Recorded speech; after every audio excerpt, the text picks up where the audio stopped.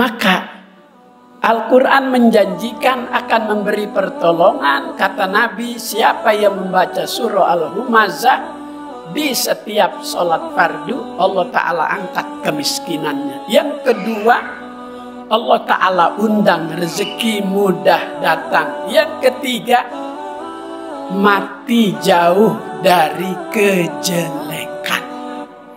Kalau mati lagi sujud, kalau mati lagi hadir di majelis, enggak mati saat demo pakai ditelanjangin, pakai ditendang-tendang. Itu harga diri kemana itu ya Allah? Maka yang meyakini itu asyam wal Quran yashfa'ani. Puasa dan Al-Quran akan memberi syafaat, pertolongan dunia dan akhirat.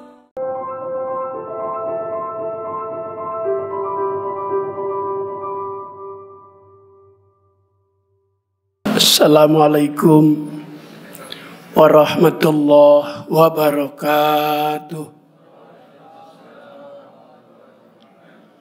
Bismillahirrahmanirrahim.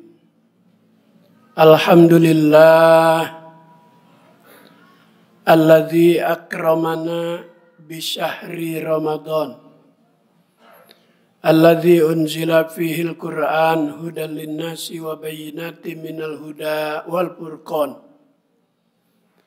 Wassalatu wassalamu ala sayyidina Muhammadin sahibi a'lal maqam wa ala alihi wa ashabihi bararatil kiram. Amma ba'du, yang mulia Ketua Dewan Kemakmuran Masjid Jami Fatimah Muhammad, pimpinan yayasan, tokoh masyarakat, para orang tua, hadirin hadirat, Bapak Ibu yang insya Allah diberkahi Allah Subhanahu wa Ta'ala. Tidak lupa Ustadz Maulana, imam yang telah memimpin salat Isya. Mudah-mudahan rangkaian ibadah Ramadan kita diterima dan mendapat ridha Allah Subhanahu wa Ta'ala. Jika kita mencermati kegiatan ibadah umat Islam di bulan Ramadan ini begitu luar biasa. Apa yang menjanjikan sehingga semangat ibadah di bulan Ramadan ini beda dengan di bulan-bulan yang lain. Banyak janji yang kita dengar baik melalui firman Allah maupun hadis-hadis Rasulullah.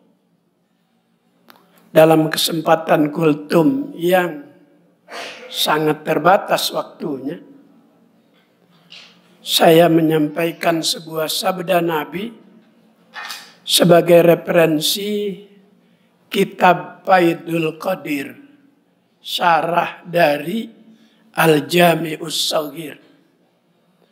Nabi bersabda, asyam wal Quran yashfa'ani. Puasa dan Al-Quran akan memberi pertolongan, akan memberi syafaat. Satu hadis pendek, mudah-mudahan tidak terlalu lama. Kultum, kuliah 70 menit. Puasa yang seperti apa yang bisa memberi pertolongan kepada orang yang melakukan puasa tersebut? Puasa sudah ada sejak manusia pertama, Nabi Allah Adam alaihi salam dan umatnya. Apa yang melatar belakangi Allah Ta'ala perintah Nabi Adam dan umatnya berpuasa? Ini bapak-bapak kayaknya bingung benar nih. Apa pengaruh langkah minyak goreng ini ya? Ibu-ibu juga di atas kayaknya bingung. Udah gak usah digoreng, kalau gak ada minyak rebus saja rebus. Puasa sudah ada sejak manusia pertama Nabi Allah Adam alaihissalam, yang melatar belakangi Nabi dan umatnya disuruh berpuasa itu, begitu turun dari surga karena melanggar yang Allah Ta'ala larang, kasus buah huldi.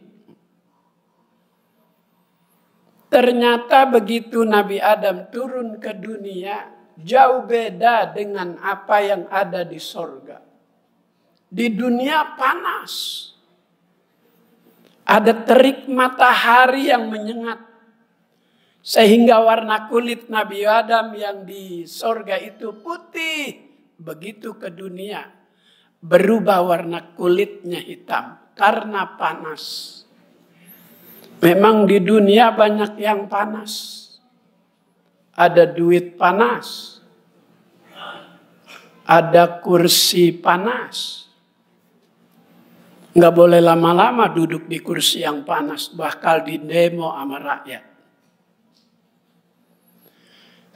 Allah memberi kesempatan kepada Nabi Adam dan umatnya untuk menghilangkan celak yang ada pada dirinya. Nampak kulit dipandang hitam oleh umatnya. Yang dulu waktu di sorga itu putih. Maka Allah Ta'ala perintahkan Nabi Adam dan umatnya puasa di setiap bulan itu 3 hari di setiap pertengahan bulan.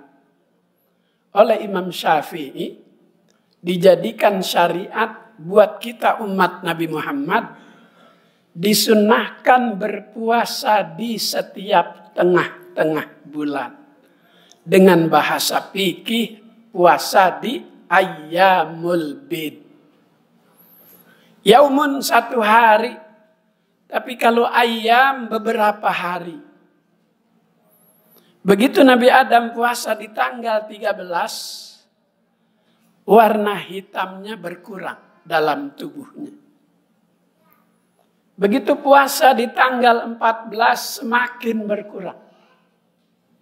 Begitu puasa tanggal 15 hilang sama sekali warna hitam dalam tubuhnya.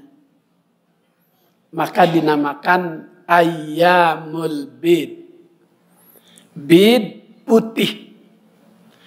Bersih kesalahan, dosa yang tersisa ketika beliau Nabi Adam melanggar larangan Allah, bersih dengan ibadah puasa 3 hari.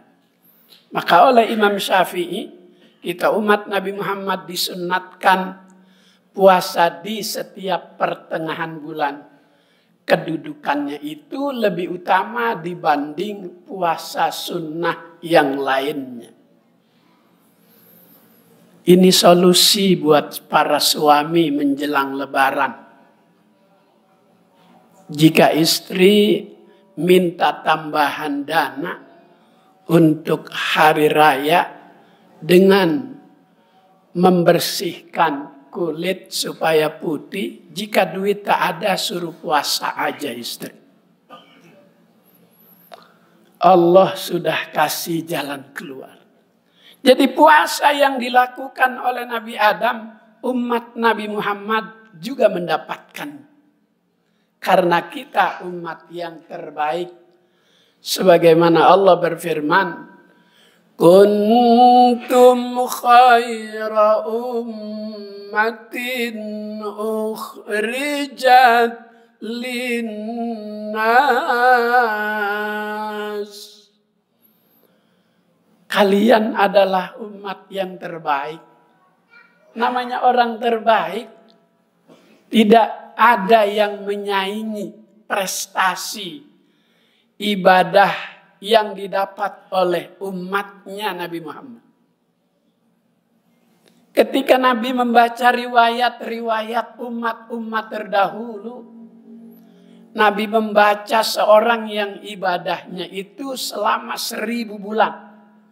Yang puasanya itu selama 83 tahun 4 bulan. Namanya Sam'un al-Ghazi. Di zaman Nabi Musa. Nabi membaca itu khawatir, meneteskan air mata, takut umatnya itu tertinggal dalam pendapatan pahala dari ibadah. Ketika Nabi khawatir, turun Jibril diperintah Allah. Muhammad jangan khawatir, Allah akan memberi di malam dan bulan yang mulia, ada malam yang mulia. Lailatul Qadri khairun min alfi syahr. Malam Lailatul Qadar itu lebih baik dari 1000 bulan. Ini malam kemuliaan Lailatul Qadar hanya Allah beri kepada umatmu. Allah tidak beri kepada umat-umat terdahulu. Kemudian mengeringlah air mata Nabi, gembira dapat informasi seperti itu dari malaikat Jibril alaihissalam. Dibaca lagi lembaran manusia-manusia terdahulu. Nabi Nuh juga puasa. Dalam kitab Ar-Ruhul Ma'ani, As-Syekh Al-Lusi menjelaskan karena yasumuna ala dahri. Nabi Nuh itu puasanya 1 tahun. Jeda saat Idul Fitri, Idul Adha. Allah jadikan kemuliaan bagi umat Nabi Muhammad. Setiap ayyamut tasyrik tidak boleh berpuasa. Maka saat berhari raya, Idul Fitri dan Idul Adha dijadikan syariat. Ayyamut tasyrik tidak diperbolehkan berpuasa. Puasanya Nabi Nuh, umat Nabi Muhammad bisa menyaingi kata Nabi, man shoma ramadhana summa atba'ahu sittan min syawal faka'annama shoma Nuhin. Barang siapa yang berpuasa Ramadan dilanjutkan dengan puasa sunnah di bulan Syawal 6 hari, sittan min Syawal, tanggal 2, 3, 4, 5, 6, 7, faka'annama shomad dahr. Maka umat Nabi Muhammad yang melakukan itu semata-mata ia berpuasa karena Allah, dibayar ganjaran pahala seperti puasanya Nabi Nuh. Alhamdulillah.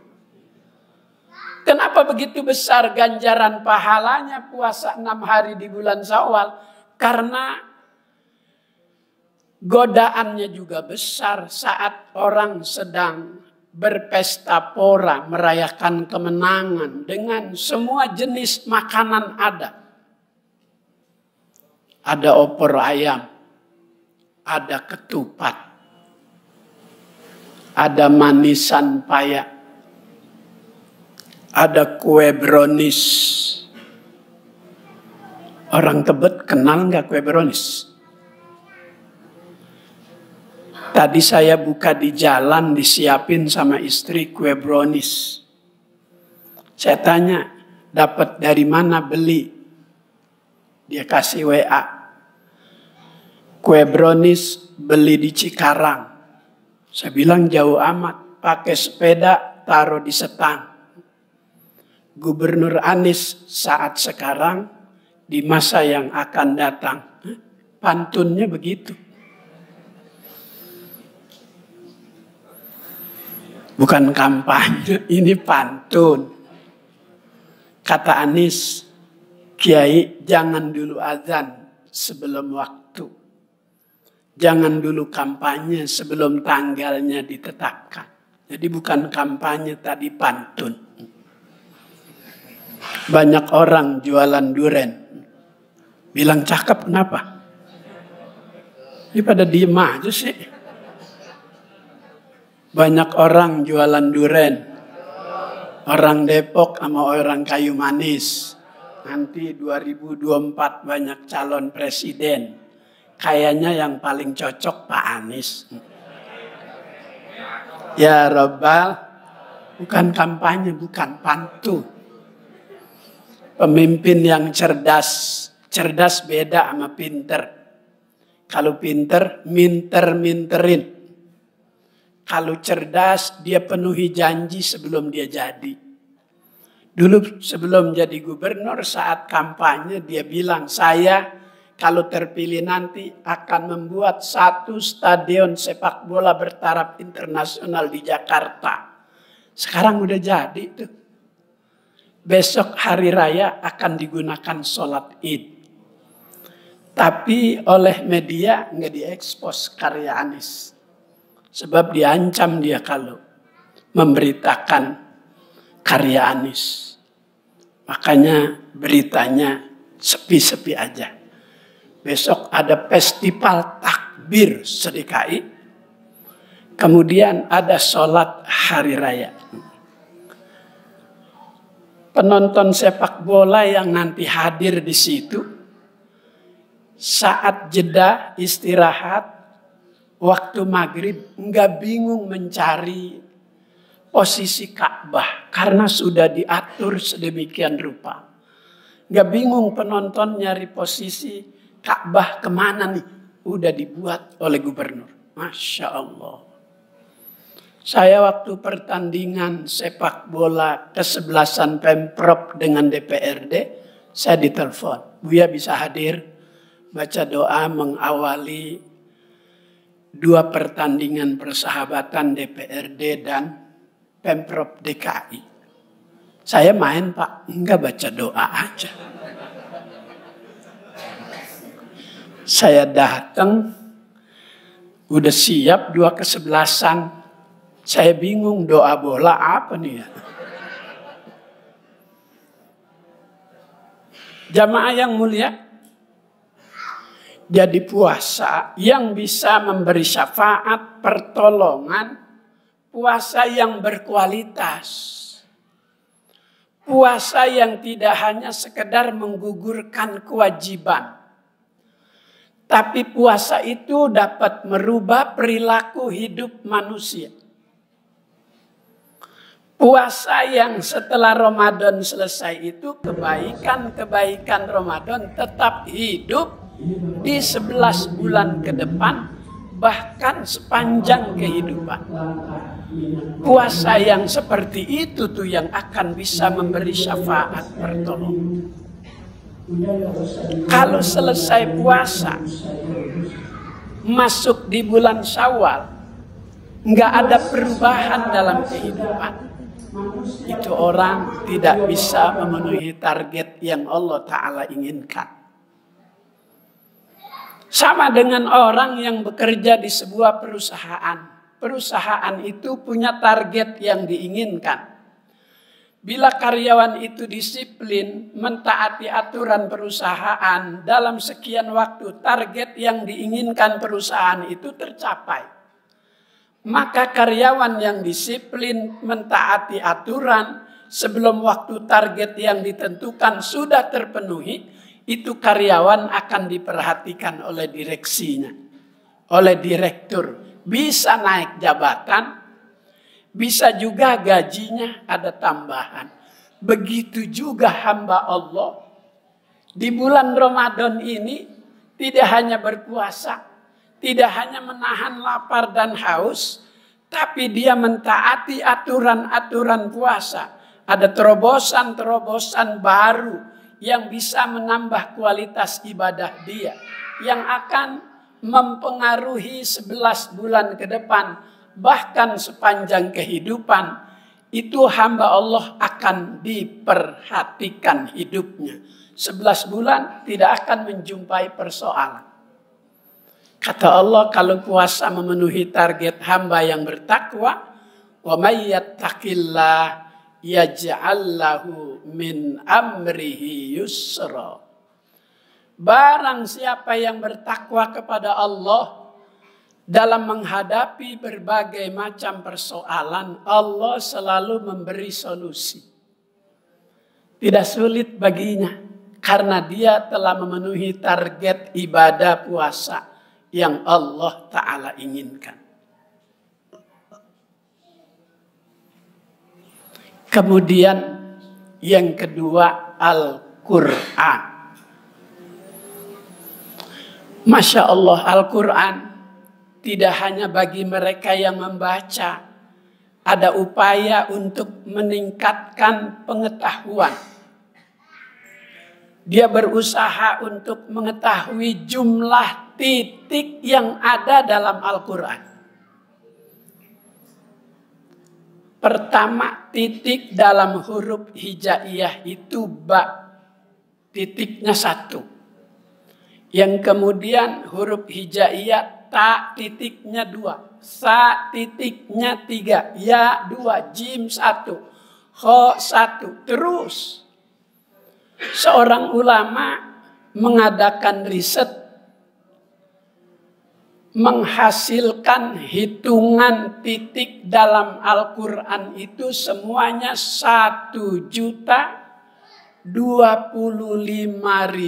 lebih 300. Al-Imam Ibnu Jauzi. Kalau bapak-bapak masih ragu dengan hasil riset beliau, nanti pulang jangan buru tidur, ambil Quran, hitung titiknya. Saya mah daripada ngitung mendingan saya percaya. Sebab ngitung Quran itu beda menghitung duit. Kalau ngitung duit biar ngantuk seger. Kalau ngitung Quran biar seger juga ngantuk. Itu baru titik. Jika kita perhatikan tak hanya di bulan ini kita baca. Awal pertama itu Bismillah. Huruf ba titik 1. Terakhir dalam Al-Quran. Minal jinnati wan nas. Kenapa bukan jin tapi diakhiri dengan manusia? Jika alif lamnya kita pisah, jadinya nasia. Sifat manusia itu pelupa. Dulu sebelum jadi janji. Udah jadi lupa sama janji manusia. Kadang lupa sama guru. Kadang lupa sama sahabat. Lupa itu bisa dikarenakan karena 1. Kecelakaan. Memori terganggu. Karena organ tubuh bagian kepala membentur benda yang keras. Sehingga dalam proses kesembuhannya itu memorinya terganggu membuat dia jadi lupa. Orang yang seperti ini jika membaca Al-Quran salah karena memorinya bermasalah, diberi maaf oleh Allah. Ada keinginan untuk membaca Al-Quran tapi kemampuan dalam ingatan terganggu karena penyakit. Allah beri maaf. Tapi kalau tidak ada yang terganggu organ tubuhnya, cuma karena sejak kecil kurang perhatian terhadap kitab suci Al-Quran. Jadi dia punya perhatian terhadap kitab suci ketika dia akan jadi orang nomor 1 di sebuah daerah. Karena daerah itu dikenal masyarakatnya religi, maka dia membekali diri supaya dipercaya dan dipilih. Baca Al-Quran di usia tua sulit. Sirotol, sitolol.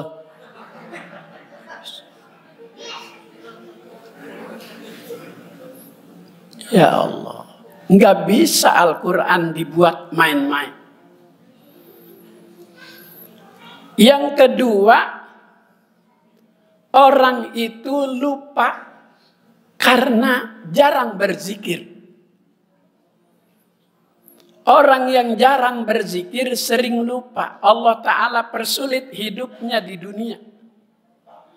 Sebagaimana Allah berfirman, وَمَنْ أَعْرَضَ عَنْ ذِكْرِي fa inna lahu ma'isyatan dhanka wa nahsyuruhu yaumal qiyamati a'ma. Barang siapa yang berpaling dari Allah, enggak mau zikir, maka Allah Ta'ala akan beri hidupnya di dunia ini serba sempit. Yang menyebabkan hutangnya itu jadi banyak. Padahal buminya menyimpan kekayaan yang luar biasa. Pengaruh jauh dari zikir. Maka nanti orang yang lupa dengan Allah, tak mau berzikir, diberi kehidupan yang serba sempit. Negaranya itu kaya tapi rasanya miskin. Negaranya itu luas tapi rasanya kecil. Karena jauh dari Allah. Bahkan yang Maha Esa mau diganti. Na'udzubillah min. Jadi Al-Quran juga memberi syafaat, memberi energi. Kalau manusia hidup nggak suka dengan yang namanya penyakit, Al-Quran memberikan energi. Wa nunazzilu minal Qur'an ma huwa syifa. Sebagian kami turunkan Al-Quran itu untuk menjadi obat. Seorang yang bernama Al-Imam Jalaluddin As-Suyuti, dia memberikan arahan hasil kajiannya. Jika seseorang itu sering merasakan dalam hidup sakit di bagian kepala dengan jenis migrain, jenis apalagi vertigo, kata beliau Al-Quran memberikan energi. Jika merasa kepala itu sakit yang cukup berat, 2 telapak tangan taruh di kepala kiri dan kanan. Lalu apa yang dibaca sebagai obat dari Allah melalui kitab suci? Lau anzalna al-Qur'an ala jabalin la ra'aitahu khashi'an mutasaddian min khasyatillah. Itu janji Allah melalui riset seorang pewaris Nabi. Jika anak kita dalam berumah tangga sulit untuk diatur, belajar sulit menangkap pelajaran, diajak taat berat untuk taat kepada Allah, jangan buru-buru kita sebagai orang tua memberikan statement yang macam-macam. Karena itu keluar jadi doa buat anak. Senakal apapun anak, bilang pinter, bilang anak soleh. Maka jika kita jumpai permasalahan itu kepada anak dan keturunan kita, letakkan ini telapak tangan saat ia tidur di keningnya, bacakan Inna anzalnahu fi lailatul qadr. Al-Quran memberikan syafaat, Al-Quran memberikan pertolongan dunia dan akhirat. Terakhir, udah 40 menit. Pohon salam di pinggir sumur. Yang tadi jawab salam, mudah-mudahan panjang umur. Pohon salam banyak di Pluit. Yang tadi jawab salam, mudah-mudahan banyak duit. Giliran duit, amin semua. Banyak janur kelihatan manis yang bikin orang kampung Raden. Insya Allah Gubernur Anies jadi presiden. Ya Rabbal. Kemarin saya pantun ceramah begini, ada yang pulang. Bahwa Sujada pulang. Saya bilang begini, wah itu yang pulang tuh beda tuh. Balik lagi dia malu. Terakhir, man qara'a surah al-humazah nafa'ahullahul faqra. Siapa yang membiasakan membaca surat wailul likulli humazatil lumazah fil faridah pada saat sholat fardu, dia lazimin itu, nafa'ahullahul faqra. Allah Ta'ala akan angkat kefakiran dalam hidupnya. Ada orang yang mengamalkan ini dulu dengan uji coba. Benar apa enggak nih ulama ngomong begini nih? Kalau ulama yang istiqomah ngomong begitu jangan diragukan. Ini seseorang mengamalkan itu sambil uji coba. Apa iya membaca itu saja kemiskinan diangkat? Dia baca, dapat setahun dia biasakan itu, tiba-tiba dibuktikan oleh Allah dia menjadi orang kaya. Sampai bingung menyimpan uangnya di mana. Sampai dititip sama tetangga-tetangga. Satu, Al-Quran memberikan syafaat pertolongan bagi yang merasa diri belum terpenuhi dalam hidup ini masalah kekayaan. Baca itu. Lebih enak anak kaya di dunia apa kaya di akhirat? Dua-duanya. Al-ghina ba'dal fakri nikmatun. Kalau nanti kita di akhirat menjadi hamba Allah yang kaya setelah kita merasakan proses kemiskinan di dunia, itu jauh lebih nikmat dibanding jadi orang kaya tanpa merasakan pahitnya kesulitan. Orang kaya hasil kerja jauh lebih nikmat dibanding orang kaya karena dapat warisan. Maka Al-Quran menjanjikan akan memberi pertolongan. Kata Nabi, siapa yang membaca surah Al-Humazah di setiap sholat fardu, Allah Ta'ala angkat kemiskinannya. Yang kedua, Allah Ta'ala undang rezeki mudah datang. Yang ketiga, mati jauh dari kejelekan.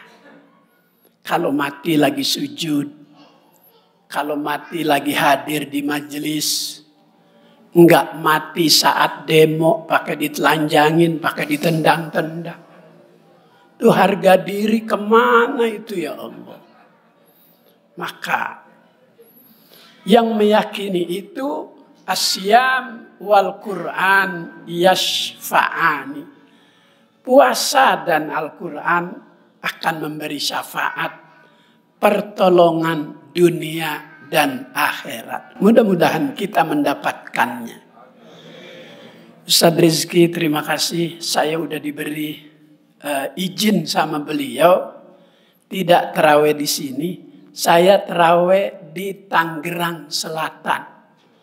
Masjid Jami Al-Ikhlas milik Wali Kota Tangerang Selatan, Ibu Airin. Janji saya 9:30 karena di sana terawihnya agak lama. Banyak kasidahnya, banyak solawatannya. Jadi saya ceramah sebelum witir. Dia dekat dengan saya karena dulu ketika baru mencalonkan untuk menjadi wali kota ketemu minta didoain. Saya doain begini doanya. Jadi. Jadi betul. Alhamdulillah. Doanya begitu sebelum saya pulang ditanya, Pak Kiai udah dititipin sama supir. Jadi sebelum baca doa baru jadi aja udah dititipin sama supir. Saya lihat mapnya warna kuning, dalamnya amplop, Masya Allah. Begitu saya buka di mobil, kalau saya nggak belanjain 2 tahun nggak habis. Alhamdulillah. Maka beliau juga malam ini minta doa karena salah satu di antara yang dicalonkan menjadi PLT di DKI. Setelah Gubernur Anies besok Oktober selesai, beliau salah satu di antara yang digadang-gadang untuk jadi orang nomor 1 di Jakarta. Makanya saya suruh baca doa malam ini. Saya bingung doanya apa ini ya. Mudah-mudahan jadi lagi. Terima kasih, mohon maaf kepada para orang tua, tokoh masyarakat. Izin lebih dulu saya meninggalkan tempat. Allahul muwaffiq ila aqwamit thoriq. Assalamualaikum warahmatullahi wabarakatuh.